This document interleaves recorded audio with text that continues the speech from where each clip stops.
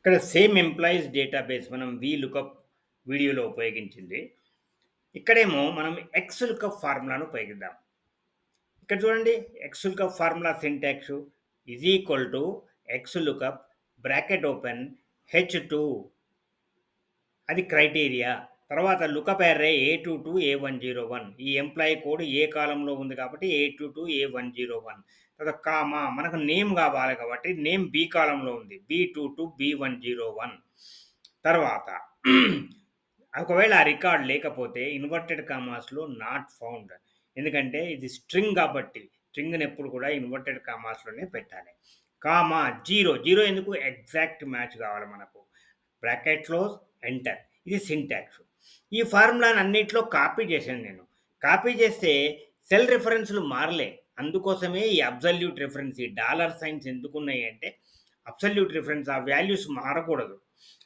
మారకుండా ఉండాలంటే మనం అబ్సల్యూట్ రిఫరెన్స్ పెట్టాలి. ఎట్లా పెట్టాలో నేను చెప్తాను. ఇదే ఫార్ములాని ఇక్కడ మనం ఎంటర్ చేద్దాం. Okay, is equal to lookup bracket open if ఎర్రర్కి అవసరం లేదు దానిలో ఇఫ్ ఎర్రర్ పెట్టినాం ఇక్కడ. తర్వాత H10 దీన్ని మనం అబ్సల్యూట్ రిఫరెన్స్ చేయాలంటే ఫంక్షన్ విండోస్ కీకి పక్కన లెఫ్ట్ సైడ్ ఉన్నది ఫంక్షన్ నొక్కి F4 నొక్కాలి. F4 అది అబ్సల్యూట్ అయిపోయింది. ఇప్పుడు కామా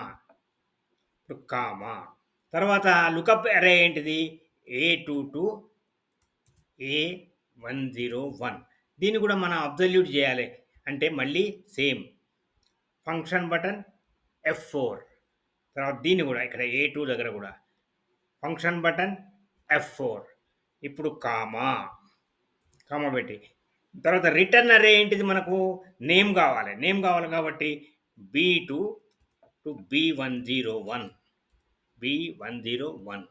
దీన్ని కూడా మనం అబ్సల్యూట్ రిఫరెన్స్ ఫంక్షన్ F4 తర్వాత B2 కూడా మనం అదే చేయాలి ఫంక్షన్ F4 తర్వాత కామా లేకపోతే ఏం చేయాలి నాట్ ఫౌండ్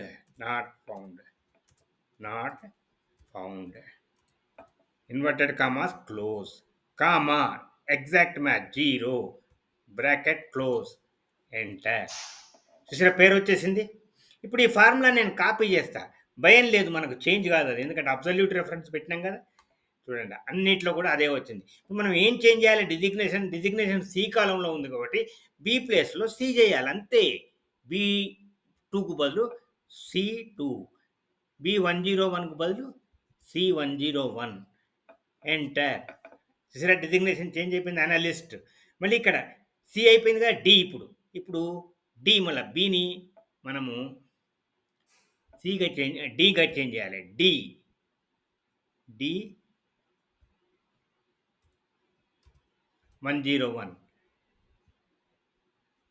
ఎంటర్.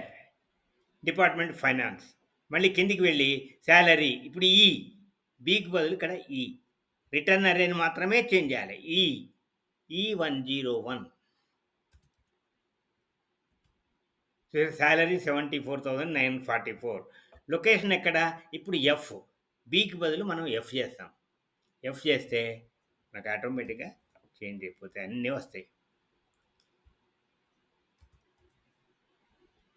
ఎంటర్. చూసారా ఢిల్లీ వచ్చేసింది. ఈ రకంగా మనం ఎక్స్ట్రాక్ట్ చేయొచ్చు లుకప్లో. దానికి దీనికి తేడా ఏంది, ఒకటి అక్కడ కాలం ఇండెక్స్ పెట్టినాం, ఇక్కడ కాలం ఇండెక్స్ కాకుండా రిటర్న్ అరే పెడతాం, అంటే ఆ రేంజ్ పెడతాం.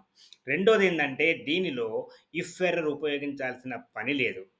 మూడో డిఫరెన్స్ ఏంటంటే మనకు సెల్ రిఫరెన్స్లు చేంజ్ కాకూడదు కాబట్టి అబ్సల్యూట్ రిఫరెన్స్ పెట్టాలి కాబట్టి ఆ ఫంక్షన్ అండ్ F4 నొక్కుంటూ అన్ని సెల్ రిఫరెన్స్లను మనం అబ్సల్యూట్